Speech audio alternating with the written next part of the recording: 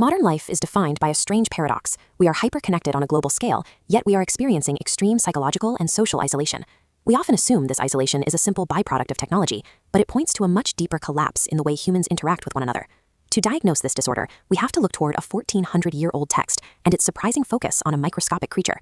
Societal breakdown grows out of the micro-interactions we dismiss as insignificant every single day. In Surah al-Baqarah, the second chapter of the Quran, the 26th verse addresses a specific historical mockery. Early disbelievers questioned why a divine text would use a detestable tiny insect, a gnat, in its parables. The Quranic response suggests that using a seemingly contemptible microorganism to illustrate a concept serves as a deliberate filter for human intellect. This parable yields two distinct outcomes. It guides those willing to seek profound meaning, while it deepens the confusion of those who approach it with hostility. Dismissing small things as unworthy of attention is the first cognitive step toward profound misguidance. We must identify exactly who is derailed by these small parables. The text uses the term al-fasiqin, the disobedient or transgressors, which Mufti Muhammad Shafi analyzes in his commentary, Ma'arif al-Quran. The Arabic root fasaka describes the act of straying beyond or going outside a designated limit.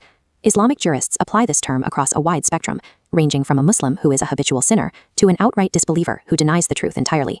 A fasiq is an active agent of boundary breaking whose choices carry escalating social and spiritual consequences.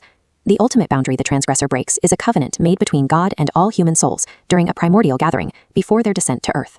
The terms of this contract involved a unified affirmation of God's lordship, a commitment that requires total obedience. Breaking this cosmic covenant manifests in the physical world as the sundering of the relationships and family ties Islamic law commands us to keep intact.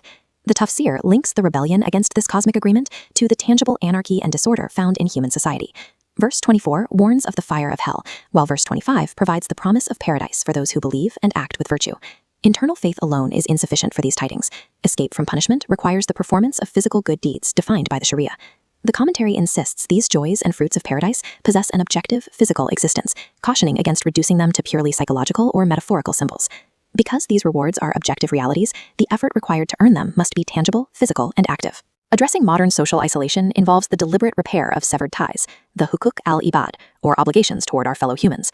The gnat serves as a reminder to never underestimate the weight of microscopic moments, whether it is a minor transgression or a small act of kindness. Fulfilling our obligations to one another is an essential part of fulfilling the primordial covenant. Salvation and societal peace are structural networks, built one tiny physical good deed at a time.